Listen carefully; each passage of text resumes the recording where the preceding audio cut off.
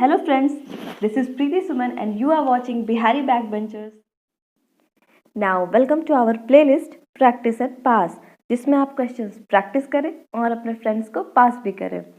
तो आज NCERT MCQ series में हम लोग देखेंगे class 7 social and political life का चैप्टर 5 जो है women change the world. And आज का कंटेंट प्रोवाइड किया है हमें प्रियांशु ने, जो कि Central University of South Bihar के स्टूडेंट हैं। तो हमारा फर्स्ट क्वेश्चन है, what is the percentage of women engaged in agricultural work in our country?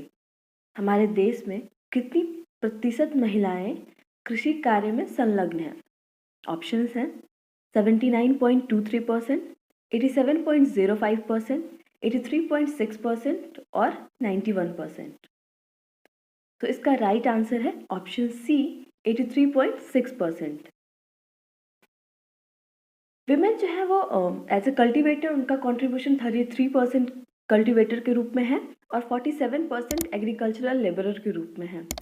हम देख सकते हैं कि उनका कंट्रीब्यूशन परसेंटेज जो है वो काफ़ी ज़्यादा है, लेकिन उनका जो काम है वो जो जॉब करते हैं वो लेस स्किल्ड जॉब है, like sowing, transplanting, weeding and harvesting, जिसमें ज़्यादा स्किल की ज़रूरत नहीं पड़ती है। और इंडियन एग्रीकल्चरल में जो हाई स्किल्ड जॉब है उसमें जनरली मैन इन्वॉल्व होते हैं। एंड हमारा नेक्स्ट क्वेश्चन है, when we celebrate International Women's Day every year? अंतर्राष्ट्रीय महिला दिवस हर साल हम लोग कब मनाते हैं, किस तारीख को मनाते हैं?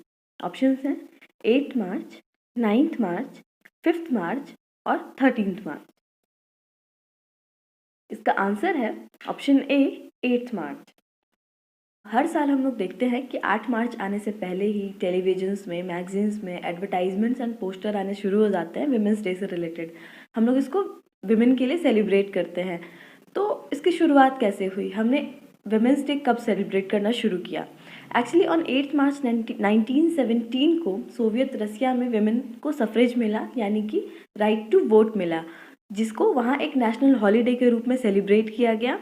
देन अप्रॉक्स 1967 के अराउंड वे फेमिनिस्ट मूवमेंट के द्वारा भी इस दिन को अडॉप्ट किया गया सेलिब्रेशन के रूप में।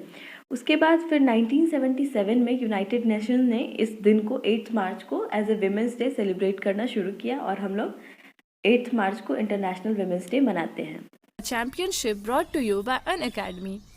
Unacademy Ascent is an all-India championship for students from class 6 to 12.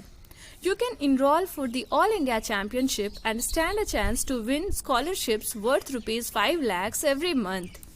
It's a live test that's going to be held on 10th January 2021. Depending upon the class in which you are, choose wisely and get ready for your annual examination before it arrives. You can enroll for the test, attempt it live and win exciting scholarships. So go and put your knowledge to the test, and in return you will be curated by the experts. You will get detailed report and analysis and know where you stand, and of course get a chance to win exciting scholarship. Where and how will you be able to attempt this Unacademy Ascent? It's very simple. Just click on the enroll button, and if you are a new user, download the Unacademy app or go to Unacademy's website and register for free. Then you select your goal and go to free classes and test series tab and click on Unacademy Ascent All India Championship. You are all set to attempt the test. So go ahead, all the best. चलिए अब next question की ओर। सो हमारा next question है, what is the literacy rate of women in India? Bharat में महिलाओं की साक्षरता दर क्या है? ऑप्शंस हैं 80.9%, 65.5%, 71% और 69.23%।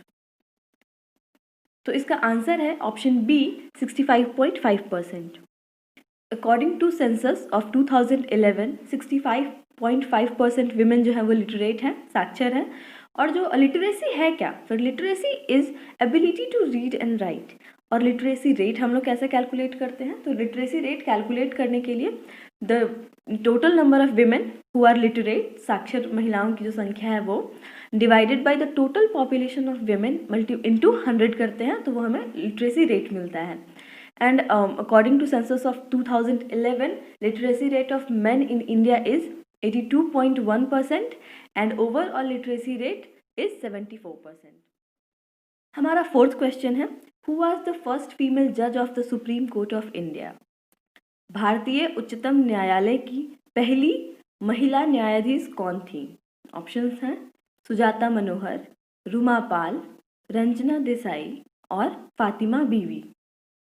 इसका आंसर है ऑप्शन डी, फातिमा बीवी. फातिमा बीवी एज अ सुप्रीम कोर्ट जज जो उनका अपॉइंटमेंट हुआ वो 6 अक्टूबर 1989 को हुआ और ये अपॉइंटमेंट सुप्रीम कोर्ट जो सेट हुआ 1950 में उसके 39 ईयर्स के बाद हुआ, यानी कि 39 ईयर्स तक सुप्रीम कोर्ट में कोई भी महिला जज नहीं थी. और फिर फातिमा बीवी के बाद जो सेकेंड फीमेल जज हुई सुप्रीम कोर्ट की वो थी सुजाता मनोहर. और द लॉन्गेस्ट सर्विंग फीमेल जज of the supreme court of India is Ruma Pal.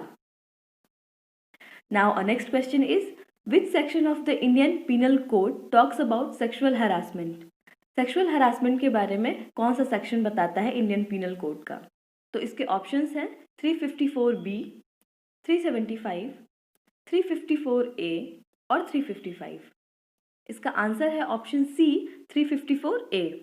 Section 354A जो है वो इंडियन पीनल कोड में ऐड किया गया था through criminal law amendment act 2013 के थ्रू.